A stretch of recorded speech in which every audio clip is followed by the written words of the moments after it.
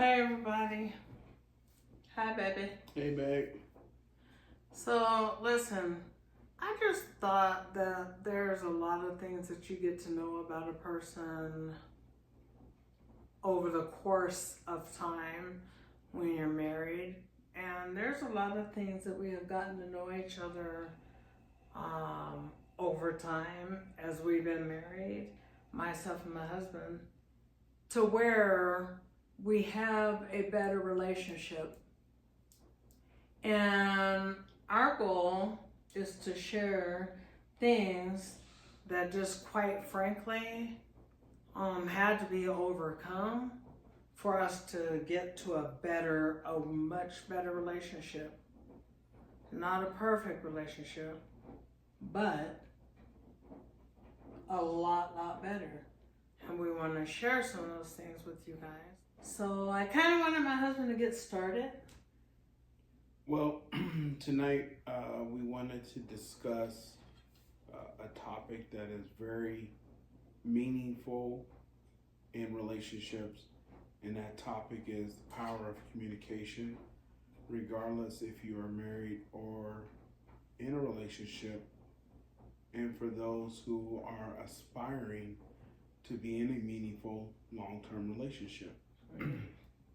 And when we deal with the topic of communication, most people hear the term communication and they assume that it's about talking.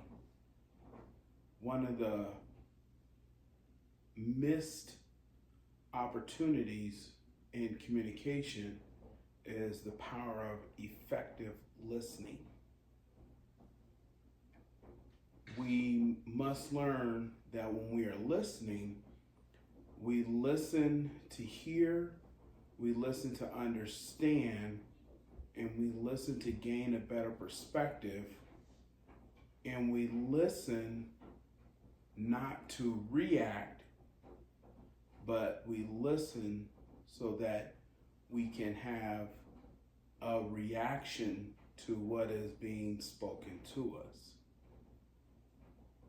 When we look at the many various definitions of communication, everyone always says you want to be clear, you want to be concise.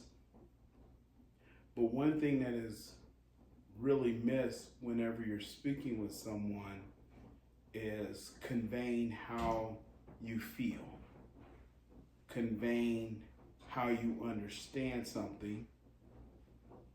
More importantly, when the person is listening, they must listen so that they can have a better perspective of what their partner or their significant other is saying. Now, most men, we will listen so that we can have the immediate reaction to have an action, when we should listen to try to find out what our partner is truly expressing to us. Now, that does not excuse your partner from miscommunication or communicating a topic when they have either an ulterior motive or they're not speaking in a clear and complete sentence and topic. We'll edit that. When your partner is speaking with you, you want to ensure that you are listening so that you can have the appropriate action that does not forgive the communicator, nor does it give them a pass on communicating with a hidden agenda or communicating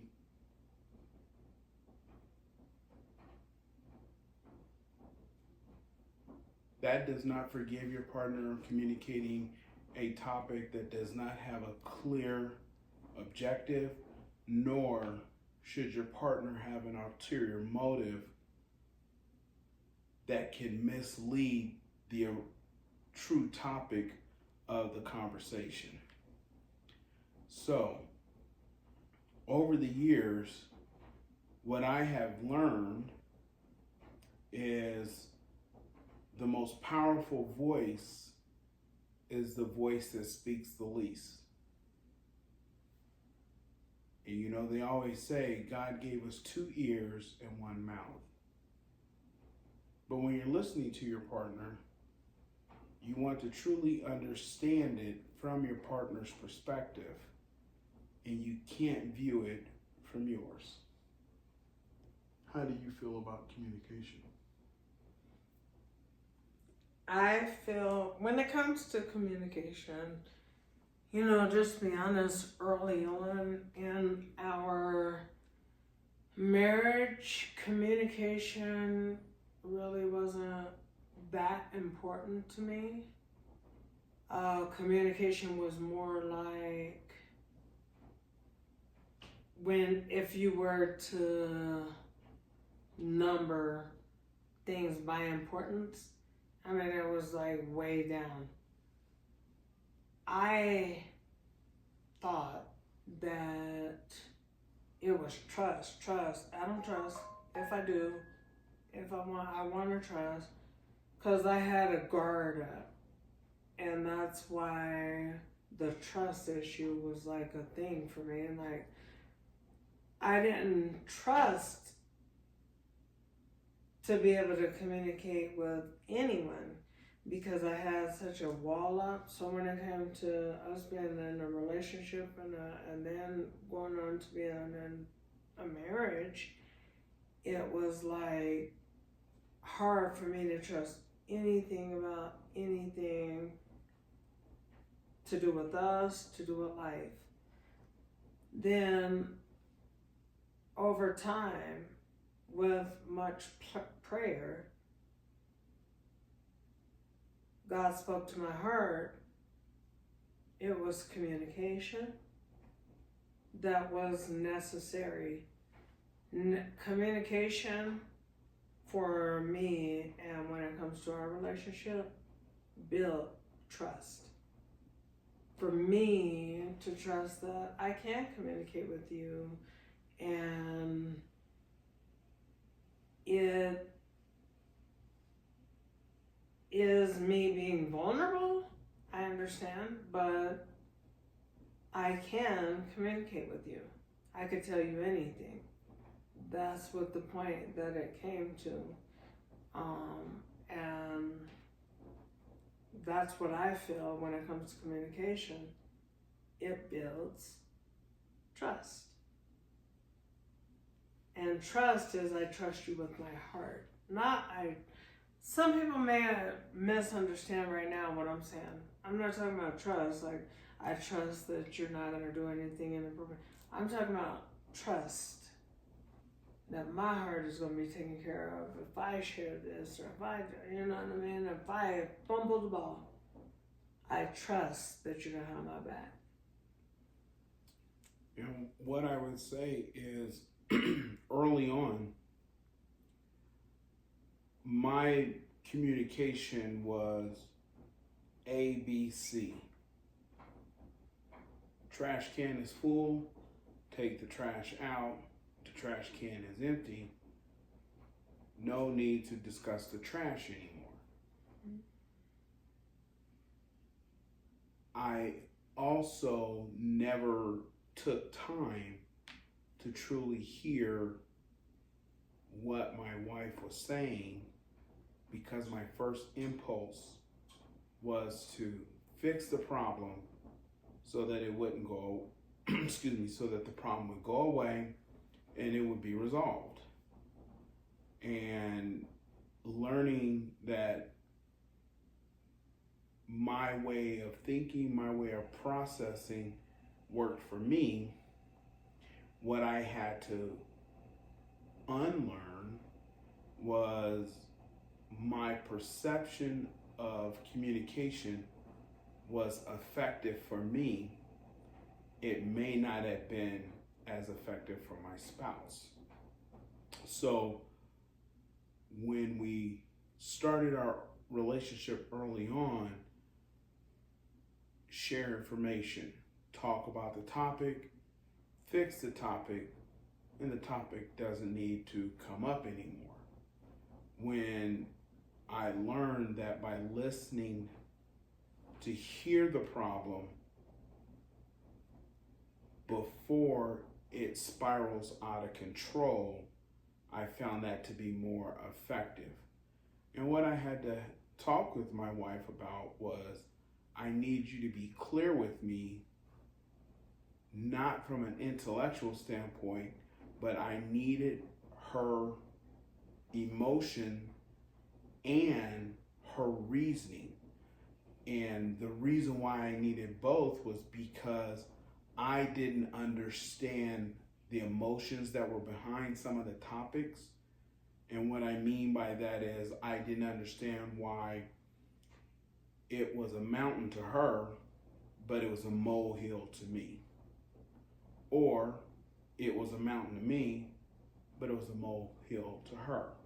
So I had to take time out to say, what's the root of this subject?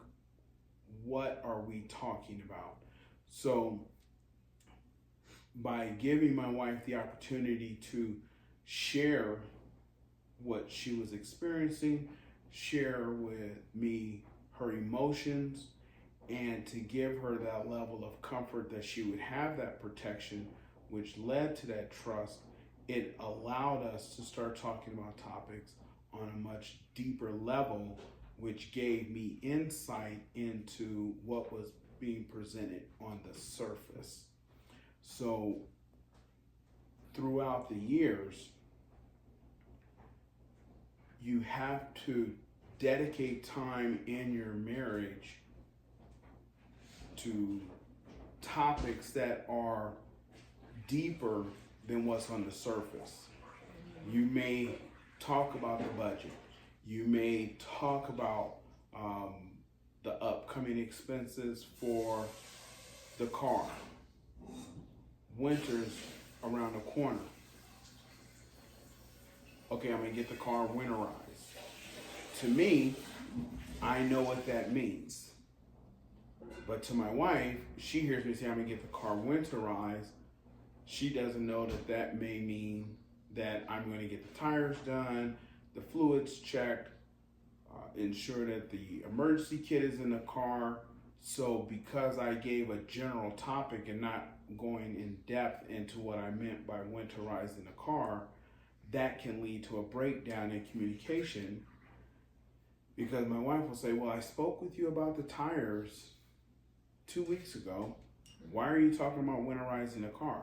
And we're talking about the same topic, but to me, it's 9 different categories under one topic, and my wife may come from the perspective of, we got to get new tires, or we need the tires rotated. So, and it's not from a lack of knowledge of winterizing a car, it's terminology that is used when you're both saying the same thing. Now, I say winterize the vehicle. My wife will say, well, I got to get the tires done to the vehicle. And I'm thinking 8 other topics that's going to go with it. And she may be thinking those same topics, but to her, the biggest item is the tires, because she's viewing that from safety standpoint. To me, winterizing a car is ensuring that the tires are in good shape. In addition to that, I want to make sure that the emergency kit is in the car. I want to make sure that the fluids are at their optimal level. I want to ensure that the oil has been changed. And I believe we both can admit that close to 20 years ago, I would have said, I'm going to get the car winterized. And my wife would have responded, all I should do was get the tires. And then I'll be, if I may chime in, yeah, and I'm like, well, what does that consist of? Instead of trusting the fact that my husband's gonna take care of it, it's like I have to, well, then I would have to question it. And I was questioning it based on lack of communication or being receptive to communication. And instead, I'm questioning it because lack of communication, lack of trust. I'm not trusting that, oh, all these things are going to happen. And then another thing I wanted to just kind of touch base on is when you were saying that we were only scratching the surface of some conversations that we had. You know, as far as just in general, I'm thinking you meant. Mm-hmm. And if I may say, we have talked about how we're scratching the surface instead of addressing what the real deal, the real issue is. The real issue is not even like the trash bin taking that out, as you used that analogy earlier, and it's like, well, I resolved the problem. Is something a lot of times deeper with relationships and with couples and stuff like that. That is, again, surface scratching instead of getting to the root of it. Like, why am I, even as a wife, I'm going to say, I think wives, it happens more towards the husband than the man, but it's like, why do I keep pointing this out? And then you realize that everything is not, I need to point it out to me, not now. So it's, I don't know, it's once again, the problem ain't really what you're discussing. It's something different. What do you think? I mean, I agree with that. And early on, when I would have moments of confusion because you brought a topic to my attention, and either I fixed the issue or acknowledged what you were saying, but there was still the emotion behind it, and I didn't understand. So I would react in either a negative way, or I would shut the emotion down. And like they said, match energy. That's what the kids say now, but it's true. But I would just be like, okay, I took the trash out. Mm-hmm. Didn't mean for it to get that high. It's not like it was spilling over or the house was stinking. I took the garbage out. Mm-hmm. What are you upset about? It's 2 days later. Why are you still upset? And why is the topic about the trash coming out when it was fixed? So because it was, the topic was something else, and I didn't want to, address that. That's what happens when we have topics that we either do not know how to approach, we have not prayed and sought God's advice and sought God's guidance, because sometimes we have to understand that when we approach our partner, we have to give that partner a chance to even understand where we're coming from. So when you bring something to your partner's attention and they are oblivious, they are like, okay. And it's like you've had time to think about this. To think about what you're going to say, but they didn't have time to even receive it or, what is the word I'm looking for? Comprehended. Yeah, comprehended or understand, even prepare and process. But you may have time to process it, or you may have had time to process it, but when you roll on your partner and roll up on them with, and it's like you said, perplexed confused. I can only imagine the things that could be going through one's mind, you know? And adding on to that,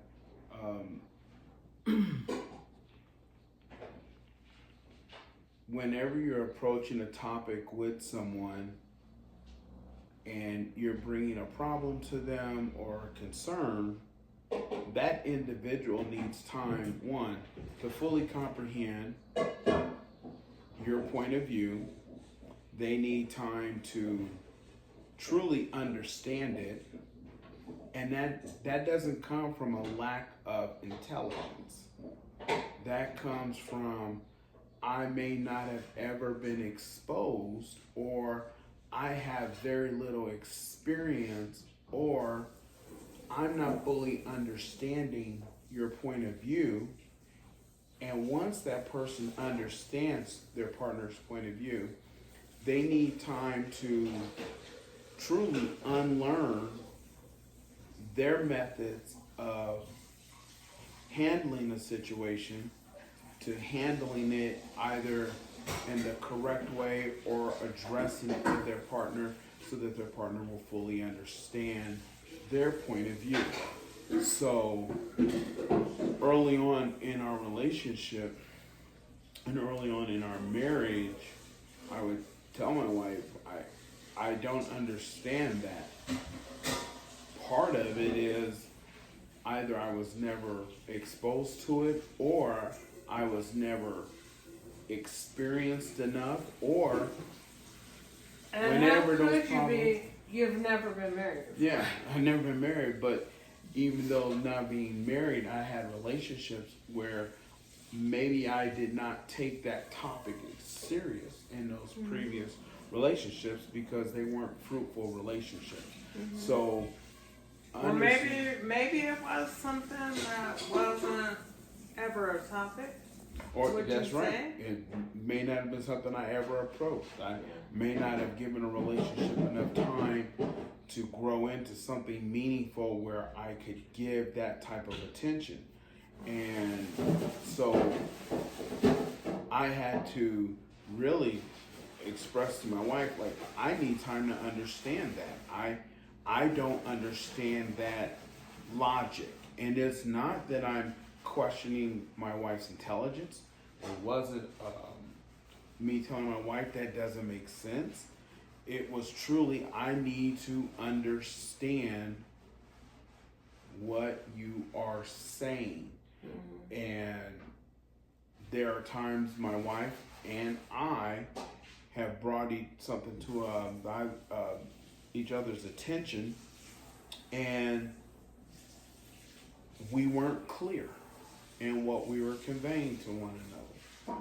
And when you're not clear, you're going to get confusion. And when you get confusion, you get miscommunication. So, on this topic of communication, what I had to start doing was a different type of listening.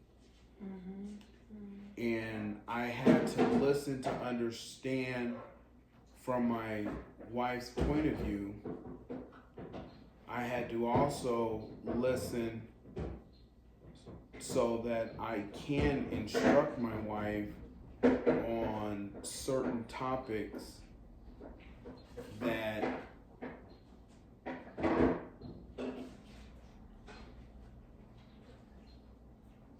if she was not correct, if she was wrong about, I had to learn how to say, that is not correct, that is wrong. Now the world may do it this way, but we are of a household of faith. And the world may perceive things in a certain manner, but we don't operate in that space because we are a couple that have a very strong faith background, and because the world does things this way doesn't mean that we're going to do it this way. And learning how to remain rooted and solid in my belief and still deliver that message to my wife, that took that patience and long suffering. And I had to get to a point where I was like, okay, there are just certain worldly topics and worldly issues that we just are not going to be a part of because it has nothing to do with our Lord and Savior Jesus Christ. It has nothing to do with us following the Word of God. And if it's contrary to that, I had to remain steadfast in serving God first, and also teaching my wife that she has to serve God first. And by doing that, it aligned us because I was serving God, my wife serves God, and it puts us in a good order. With that being said, we're not oblivious to certain topics that are occurring in the world. We will have certain discussions. We'll have certain laughs, but there are just certain things that we have to close the door to not invite that into our home. And that cuts down on some of the miscommunication, I would think. And sideline activities. And throughout our marriage, one thing that I have to give my wife her flowers on is she really learned how to listen and acknowledge that she heard me. And that was encouraging for me because I felt that my wife heard me. And I was able to mirror that as well. And I was able to say, okay, this is what I heard. Is this how you meant it? With also including saying, this is how I perceived it. And that allowed my wife a chance to say, okay, he heard what I had to say. He understood it. He perceived it the way how I meant it. Okay, he heard me. He has some understanding, but his perception of how or what my intent was misdirected, or it was wrong. And it gave her the opportunity to approach the topic again and deliver her concerns to me in a way that I can understand. Like by elaborating, I'm feeling like, is that what you mean? Elaborating. Like elaborating and just, quite frankly, being clear as to what I was trying to communicate. But sometimes we can find, as people, we can find ourselves communicating but not effectively. It's important to be able to also work on timing when it comes to communication.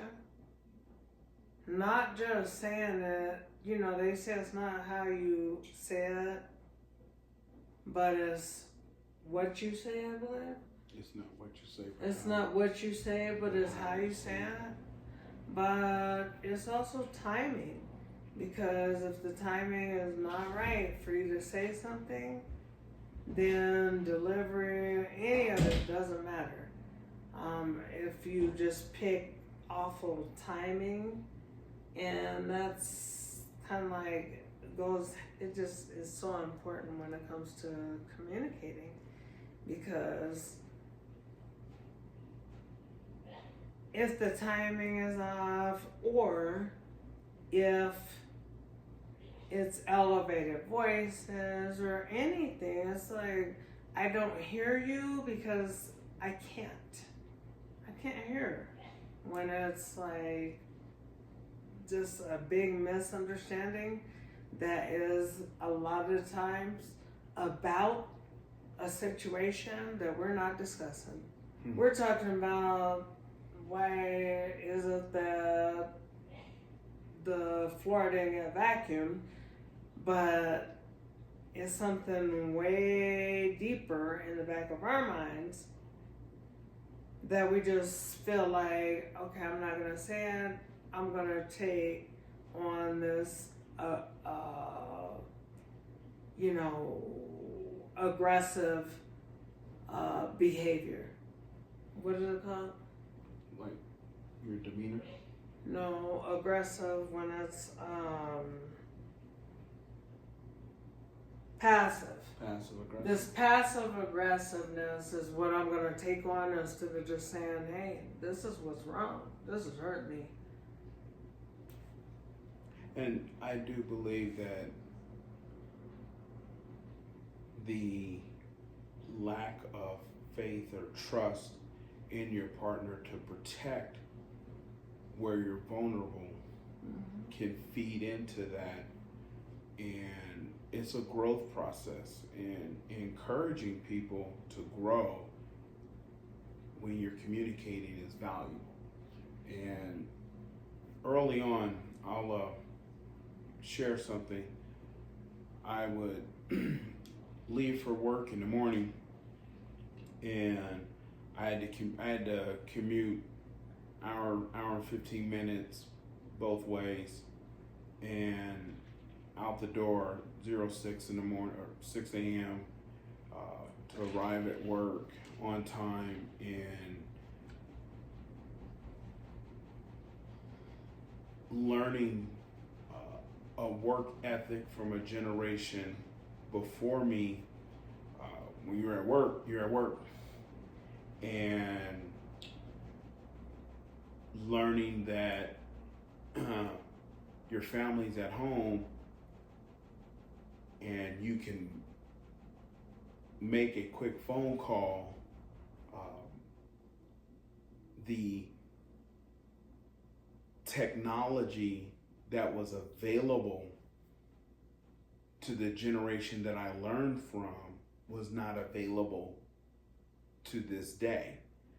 So the generation that I learned from, you still had rotary phones, and you still had pay phones, and you didn't have access to your cell phone.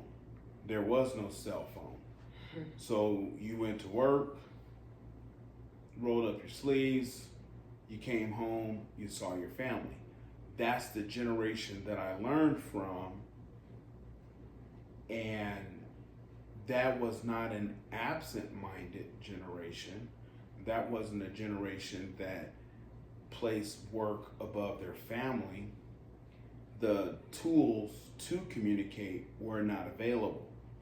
So my wife, early on, she would get upset with me because she would say, you're at work 10, 12 hours a day, you're on the road, you're gone 14 hours a day, and you can't make a phone call. I learned the work ethic from the generation, but I didn't incorporate the lack of technology that was available. Now, I'm not saying phones weren't available. But if you can remember when you admitted that a lot of times it was so stressful to call home. Absolutely. Because it was just, oh, this one done. Oh, this ain't right. You know what I mean? Absolutely. And I never understood it because you never made it clear to me that that was the case. Absolutely. But then years down the line, when you made it clear, it was like, I wouldn't have called me neither. Absolutely. I'm not gonna lie. because I'm going from one job to the next. So I feel like, yeah, you have the ability to call home in this commute time, which is over an hour.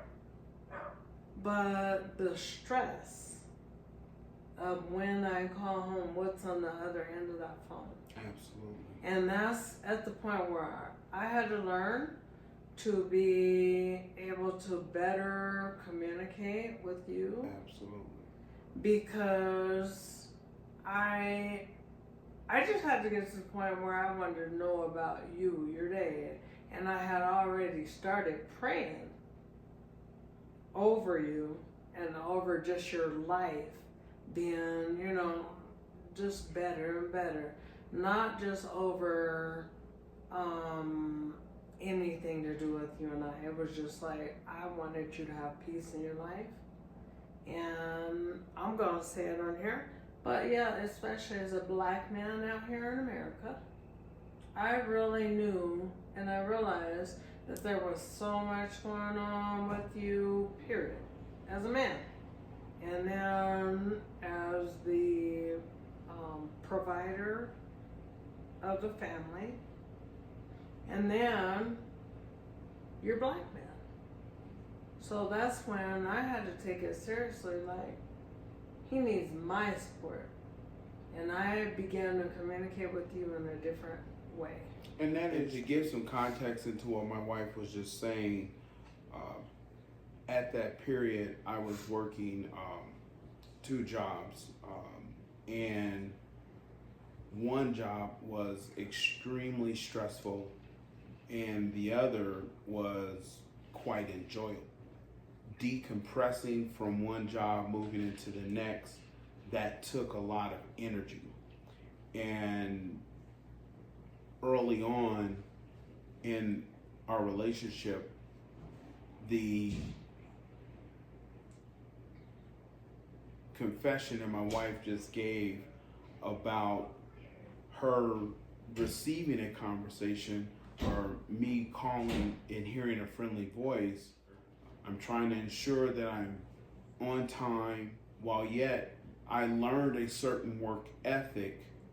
What I didn't incorporate was the impact of not being visible and not being home 2/3 of the day and how it had an impact on my family.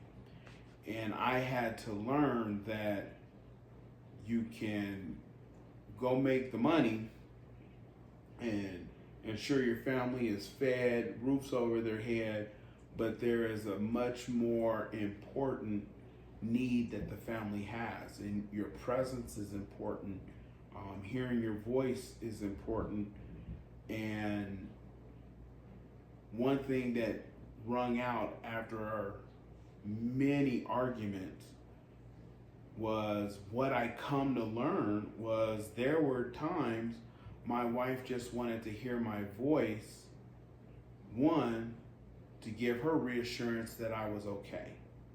My wife wanted to hear my voice because she had an interest in what I was doing. She wanted to have an understanding of what I was doing. My wife also wanted to know how she could help and help alleviate some of the stress that work was causing. So, yes, to my wife's point, there were moments when I didn't want to call because I'm like, here we go with another argument on why I didn't call at 3 or why I didn't call at 5. If I may, another reason why I think that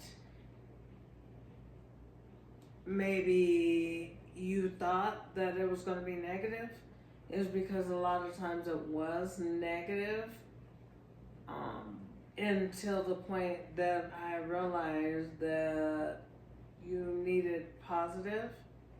But I think because you had anticipated negativity for a long time, you didn't know how to receive positivity from me. What do you feel about that? I would agree with you.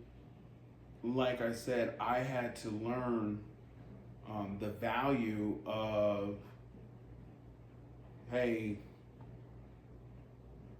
just checking on the family, see how y'all doing.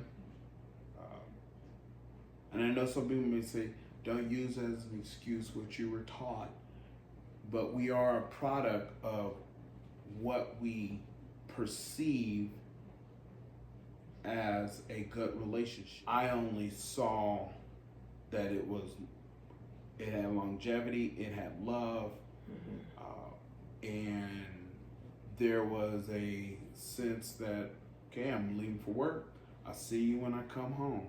And there was this trust in knowing that I will be home. And like I said, in today's time, we have greater accessibility to one another. We can pull our phones out and make a call. And while yes, I had cell phones, I had office phones, I had many methods of communicating. I could communicate with all of my coworkers, I could communicate with all of my peers, I could multitask and, be on an office phone and then shooting a coworker a text message or a message and say, hey, this and this is going on, hey, check your email for this. I could do all those different things. What I didn't factor in was the significance and the importance of calling home and just saying, hey, seeing how your day is going. Okay, you got some little ones. Okay, you took our daughter, you took our son to the doctor's appointment. What did they say? Okay, hey, you're going to go pick up this. Hey, do you mind picking this up as well? Moving forward and shifting gears to present, and several years ago when corrections, have been made, what helped you to be able to want to communicate, and where was I in that wanting to communicate? Like, did I make it a little easier for you, or? I truly had the desire to want to be subject to you. And I noticed a change within you where you started listening to my concerns. And there's a difference when you were listening and either negating or ranking it on a lower priority, but you listened.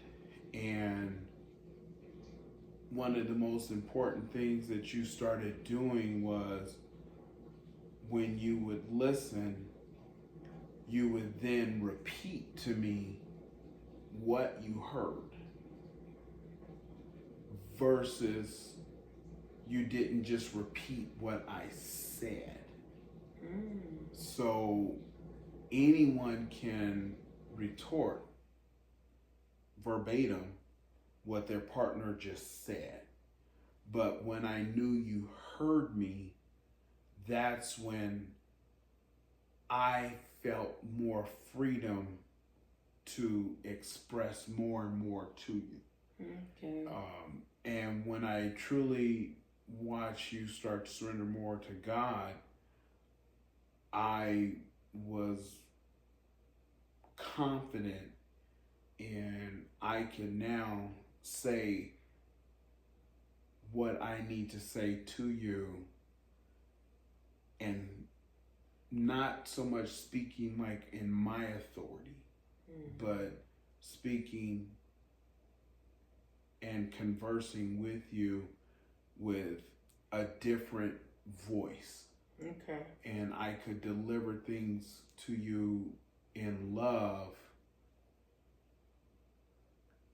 and I did not have the apprehension, or I wasn't reluctant to truly say, this is what I mean. No, okay, you heard this. Nope, let's back the train up. Okay, let me say it to you this way.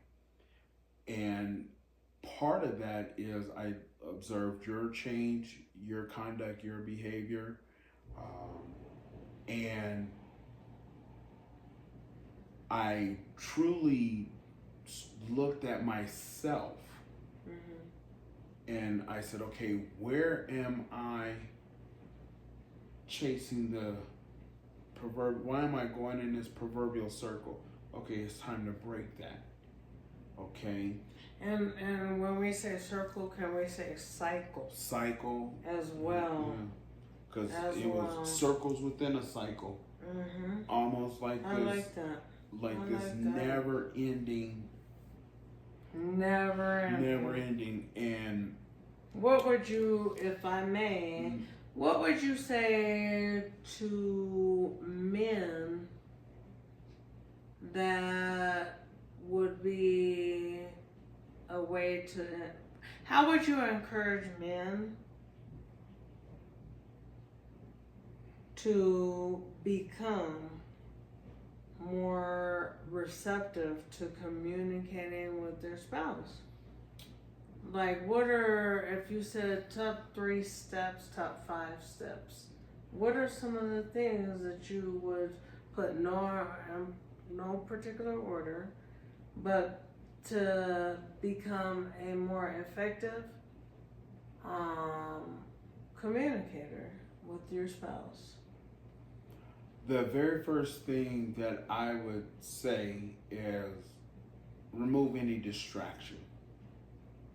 So if you have something that is occupying your time or your attention and you can't give your spouse that attention or your significant other, I would say to that man, tell your spouse, tell your significant other, I want to listen to you. I want to hear you. I want to receive what you're saying. Right now, I don't have anything that's more important. I have something that is distracting me from hearing you thoroughly and accurately. Allow me time to finish this task. Or let me tell, if I'm at work, hey, go to my supervisor, go to my team, hey, I need 15, 20 extra minutes here. I need to talk to my spouse about something. With that also being said, if it's something that your spouse has a sincere desire to talk about, giving that topic priority.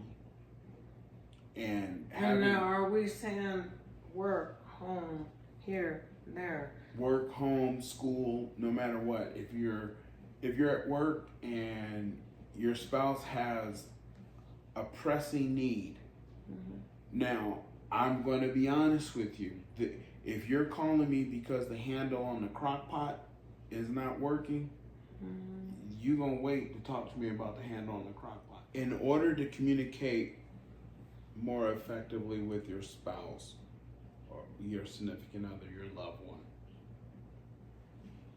the very first thing that I would advise all men to do is give your spouse the attention that they need for the topic that is important to them. Listen to what your spouse is saying, but you must be empowered and you must have the confidence to ask questions to get clarity. Listen to understand what your spouse is saying to you. Take time before you give a response to what your spouse is saying. And don't just leave it right there. There are topics and circumstances that may require a follow-up. And the power of doing that follow-up is you're explaining to your spouse, you spoke with me about this specific topic. You answered my questions. I had time to think about it. From my understanding, this is my response. One of the most important closure topics is allowing your spouse that opportunity to give you feedback that they understand your response. So you never want to have a conversation, listen, respond, and feel that that's the end of the conversation, or feel that that's the end of the subject. That's the end all be all. Yeah, you want to give your spouse that opportunity where they can say, okay, you understood what I was saying, and you're like closing the loop on that topic, and both parties now understand each other. So to sum that up, listen attentively. Don't listen and nod, the old communication method. Oh yeah. And like if you don't understand it, ask for clarification. Yeah. Yeah. And say, okay, I got this part, but this I didn't understand. Help me understand that better. And the way how you present your questions to your spouse, it lets them know that you are engaged in the conversation. Using the words, huh, or what? Use terminology so that your spouse will, one, appreciate that you are actively listening. Use terminology to give your spouse the reassurance that their point is being heard. And there are just certain topics that if you are not well versed in, you have to admit to your spouse, I don't know enough about that. Let me do some research. Let me look that up. And when you say you're going to look something up, when you say you're going to do some research, get back with them and say, okay, this is what I found on this topic. This is what I found. Now, is this a part of your question? And you're doing two things. You're giving your spouse feedback. You're letting them know that you did listen. You're getting back with them. And you're also empowering your spouse to say, yes, that's exactly what I was talking about. Or no, that's not what I was talking about. And you're empowering them to be vulnerable. Vulnerable, yeah. With you, so that, excuse me to interrupt you, but I mean, it's just the truth that empowers one to be vulnerable enough to then, to me, be able to better communicate with you. Exactly. Because if you go the route of you're empowering them, but you're limiting them at the same time. Because two things can be true at once. You can definitely empower somebody, but it's like you can do it without allowing them to be vulnerable. You can tell them, oh, go ahead, say what you have to say, meaning go ahead, communicate to me what you have to communicate to me. But you're saying it like, get it out the way. Hurry up and get to the end. Hurry up and get to the end. Instead of, like my husband said, like, I want to know. Because when I know, I took it like this anyway. I want to know. Because when I know, then, and only then, can I correct it if it's necessary. I guess defend it if it's just untrue, or clarify it. Or, whichever order that goes in. It just allows a person to be able to go in with wanting to understand. Having that desire. And one thing I will share with you all is our conversations evolved over time. The topics we would talk about evolved over time. There were disagreements. And it's okay to have a disagreement as long as you have an understanding of your partner's position. A disagreement doesn't have to lead to some long drawn out argument, because that feeds into more miscommunication. Hey, I don't agree with that right now. Or hey, I feel that's wrong. Hey, I think that's wrong because XYZ. Is there more you want to add? There are just certain topics, and there are going to be certain discussions that you can say, I don't agree, and leave it at that. And removing the emotion takes discipline. It takes time. And definitely your admiration that you have towards your partner, and the self-respect that you have for yourself, should always be at the forefront of any conversation you have. And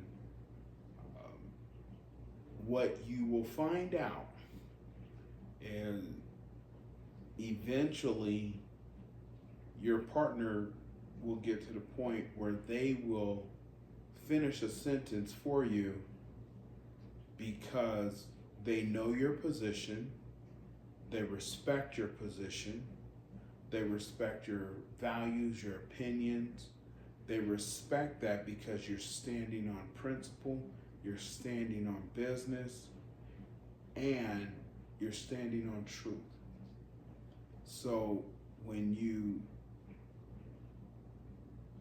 invite your partner to a conversation,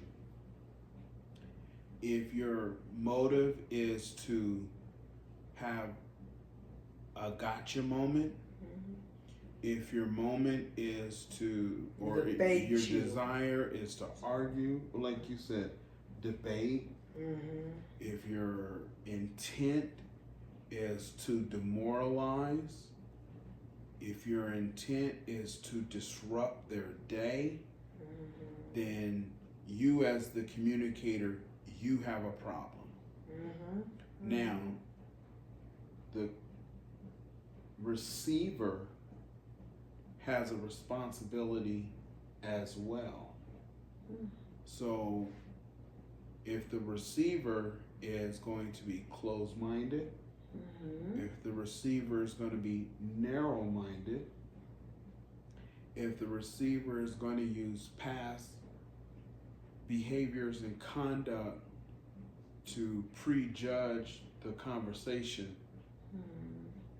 it's never going to occur. Or if they just want to be on the defense. If they're ready. If they know, if somewhere with them, someone as your partner say, can we talk later? And they're thinking of, I'm going on the defense. They don't even know what the conversation may be, but And historically, that's how we were. Yeah. Can we talk later? No, we can talk now. And in my mind, I'm like, okay, here comes the setup. Oh, here comes the argument. Okay, here comes this. And in my mind, I'm thinking, I don't even know why I'm talking, because he's gonna go on the defense or ain't gonna pay me no attention, and it's just not. We're going in thinking negative of him. I'm sure he's thinking negative, or preparing himself or preparing myself to go in like on 10. Like going ready, like they say. We go in ready. We don't have to get ready because we're already ready for some kind of like way to not only not communicate effectively, but disrupting the trust that we could have in one another by trusting that the other person is going to want to communicate something effectively, and everything is just not drama, not an argument. It's just learning to communicate. It may not seem the easiest, and it may not be the easiest thing to do, but it is so important. It is so important to be able to communicate effectively with your spouse, just in love and in life. It is important to be able to properly communicate with other people, because communication just leads to you being able to trust people and beyond. And one point that I would like to bring to the forefront here, a topic that my wife brought up. We talk about the communicator, the receiver of the information. We also have to talk about the message or the topic. And both parties have a responsibility to each other to understand the sensitivity or the attention that's required on the message. And as I said earlier, what's a mountain to me historically have been a molehill to my wife. And what a mountain was to my wife was a molehill to me. And collectively, by building communication skills, you will understand that what's a mountain to your wife is a mountain to you. And what's a mountain to your husband is a mountain to you. And you can't negate the importance of a topic because of what and how you feel is relevant. Because that one simple topic may have larger implications that you don't fully understand. And back to winterizing the car, I may drive an hour to get to work. And my wife is local, and it can be 60 degrees where I'm at work, but she could have 18 inches of snow in a 2-hour period. We live in Colorado. And the topic of tires, because she has to pick the children up from school, was important, but I was talking about winterizing the car. So let that be a powerful analogy that the message can't be mountain and molehill. The message has to be, it's a mountain. Mm-hmm. Because if my wife is respecting the fact that I'm at work and she's talking about tires, it's because she's thinking I got to go pick up the kids while I'm an hour and some change away at work and it's 65 degrees versus 32 degrees down here. And yes, it does get like that out here in Colorado. So to kind of put a little bow on this,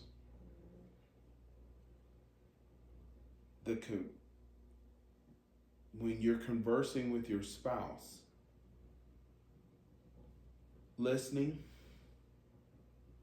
understanding, patience, clarity, respect for one another, respect for the topic, all of those are wonderful terms that we use when it comes to communication.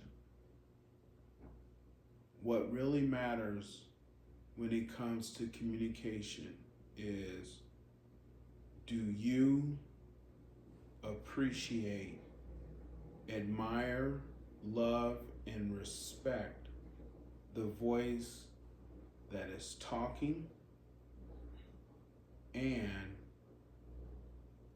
the voice that is talking, do you love, respect, honor the ears that are listening? And once you have that balance, there's no topic that will be taboo. There's no subject that will play a greater or a lesser role. There will never be a time when you can't converse with your partner, because once you have that, there is nothing else that matters in the world other than hearing the concerns from your spouse. And yeah, I mean, perfect way to end it.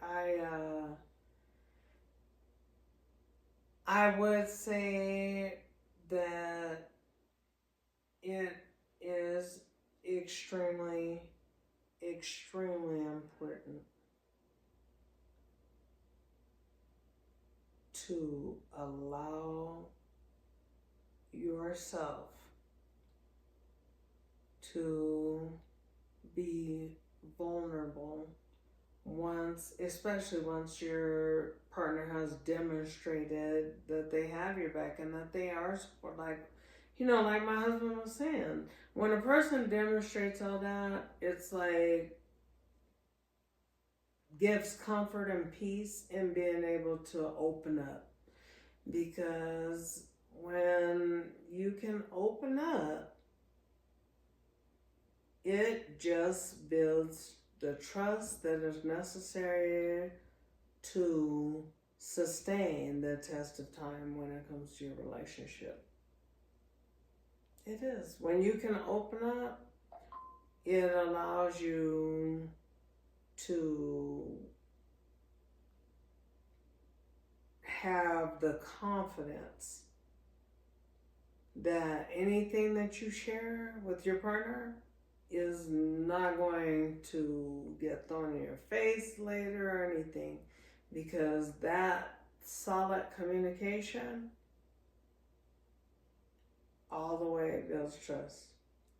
And that's basically what I feel. A lot more probably, because I'll think of everything when we're done, but I even appreciate this communication that we're sharing with you all. And I hope that you guys appreciate it as well. Anything else, baby? I hope that this message can reach those who have a sincere desire to enhance their communication skills. I hope this message reaches those who have great communication skills to give us feedback on how they achieved happiness in their relationship by communicating. Mhm. And no matter what, at the end of the day, we have to remember that life and death, and this is serious, life and death resides in the tongue. And what you say, how you say it, can either extinguish life or it can enhance life. So remember, at the beginning, my wife said, sometimes it's not what you say, it's how you say it. And trust me, our body language will speak louder than our words. Mhm. Me too. Listen to hear and not to react. Love you all. God bless. God bless. Peace. Deuces. Till next time.